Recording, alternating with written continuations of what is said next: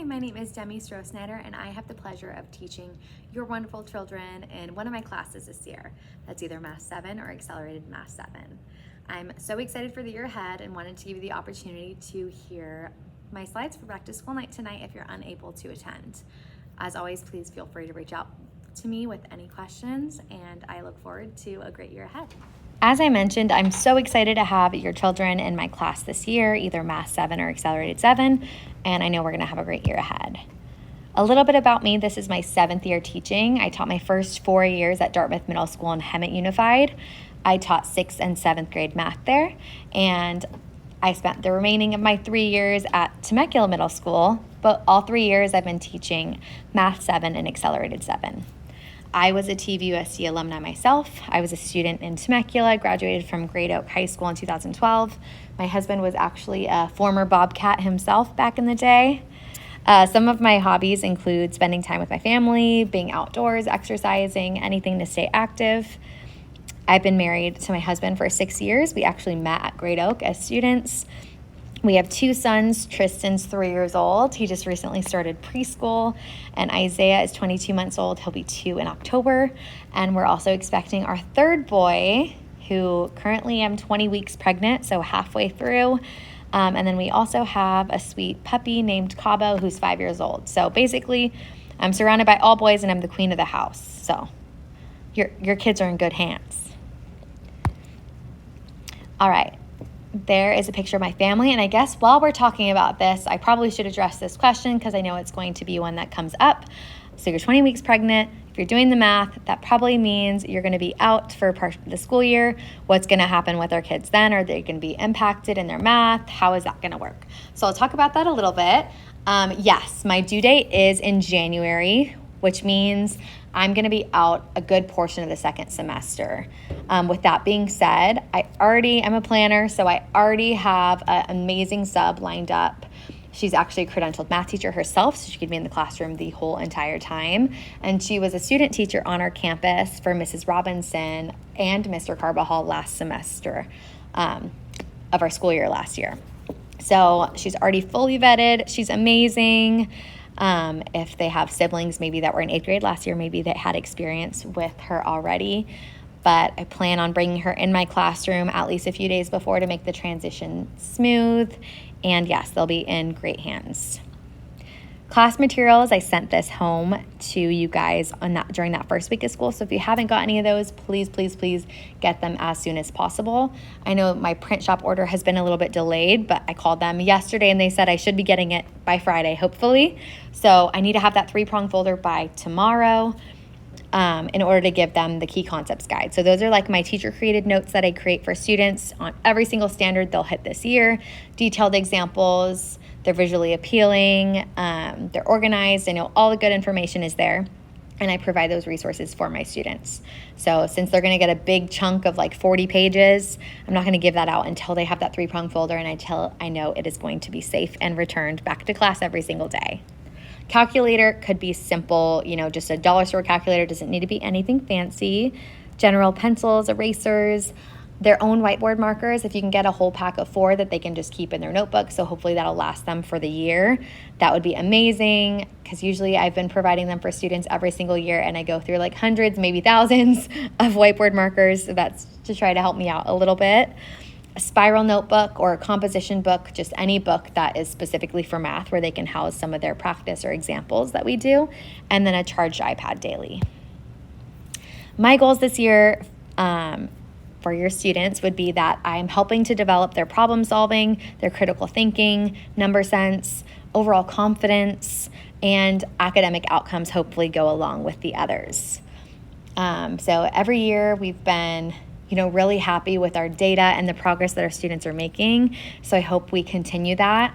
We've had really amazing data as a math team. If you have heard about it or looked into it, we're in like a blue category for Riverside County, which is like remarkable. There were only 2 schools in Riverside last year, and I think we were the first school for scores in all of Riverside County last year, which is a big accomplishment for us. So we hope to continue that really great high standard and see, that continuing through our students' data for seeing that growth and that confidence building in our students. grades, 75% of our grades for the year will be assessments, 20% will be classwork and homework. That other 5% is also assessments, but specifically district assessments. So they'll give us periodically performance tasks for students to complete. They're supposed to do so without any prompting or without any like pre-teaching. And then iReady growth at the end of the semester and at the end of the year. All right, what to expect? What's some important information you need to know? All right, so homework. Every single week, I started doing this last year, and I felt like the data supported just how much this helped students grow. So I started doing spiral quizzes every week. At the beginning of the year, sometimes it's not necessarily spiral. It might be like current content just because we haven't, hit all of our standards yet. But we have those quizzes weekly. Along with those, the homework prepares them. So I do this through the platform Delta Math, if you're familiar with that. And I give students roughly 10 problems every week. So there's 2 topics. I give them 5 questions in each topic typically.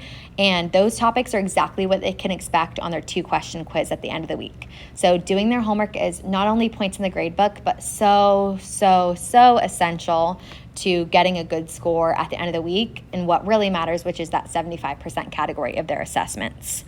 I had started off with making homework last year when I started this out optional, and the data was just so clear that the students that were doing that optional homework were just the ones performing the highest in the class by far. Like they were getting hundreds every single week. So I decided to make it an expectation and make it required with points instead. So just something I always tell students to think about. Obviously now with so many resources, it wouldn't be hard to have some assistance on your homework at home. I just really encourage them. Delta will give them, even though I assign them 5, if they keep practicing, they can have a million problems if they'd like. So I always say, is it okay to get support at home with homework? Yes. However, if you want to be truly prepared for your quizzes at the end of the week, you should be doing at least 3 in a row by yourself and correct. I would say that tells you that you're prepared. If you're having to get help on every single one, I would say continue your practice because you're not yet ready. Late work, I do accept late work most of the time with minimal penalties, if any. So for example, probably late work that I can expect most frequently would be like homework. I would really recommend that students do homework on time because their quiz score is going to be impacted if they don't. So I would always recommend doing that on time. But if they just so happen to have a busy week or don't get it done, there is a 20% penalty if it's done within the first 2 weeks after, and then a 30% penalty beyond that. I do accept it within the semester. However, like I said, getting that done on time and building those habits is going to be essential for that 75%, that test category of their grade. Assignment policy. This is really important because I know students can be discouraged at the end of the week when they have their spiral quiz with just a 2-question quiz. Typically on those, sometimes students can get partial credit, but whatever score they get when it pops up is their score. So sometimes, let's say they had a 2-question quiz, they didn't get to study, or let's just say they got hard problems and weren't fully prepared and they got a 0. Obviously, especially at the beginning of the year, that's going to look bad in the grade book. But I want you to be reassured that they do have opportunities to improve these grades. So how does that work? This is probably my biggest question. So spiral quizzes have retakes. So students are able to improve their score for up to 2 weeks. I usually add bonus opportunities throughout the semester as well, but I would say let's stick to that 2-week deadline so we know for sure we can improve that score. So what do students do with that? They just go back, log into their homework. Every single week it's in Canvas under the module. They'll get used to the habit. They'll log back into their, let's say, week 1 homework for this week. And let's say 5 problems were assigned in each topic. Now they have to do 5 more. So they'll have to get done 10 in each topic, just a 5 additional. So it'll say a total of 10 since they already did their 5. And then they will schedule a retake with me. So it could be after school. It usually is the spiral quizzes don't take more than 10 minutes. Students, it's 2 questions, they come and they knock it out. So after school, if they were to come retake, it would be quick, 10 minutes around there in my class to retake, and then they would earn their full new score. The thing about retakes is there's double the problems. So although there's 2 on the initial quiz, the retake has 4 to test their understanding fully. And then even if they just missed 1 on their quiz, their retake still has 4 and they still are hitting both topics. Even if they already got 1 topic right, I do still require them to do 5 in each topic, just so they're getting that extra practice. I would assume it shouldn't be an issue since they already got that topic right, but I'm just doing the extra practice since it is a short quiz, and I do give that opportunity for full credit on a retake. Okay, can they do it more than once? Absolutely. They could do it as many times as they want within the time frame. So as much practice as every time they do the retake though, I do expect a 5 additional.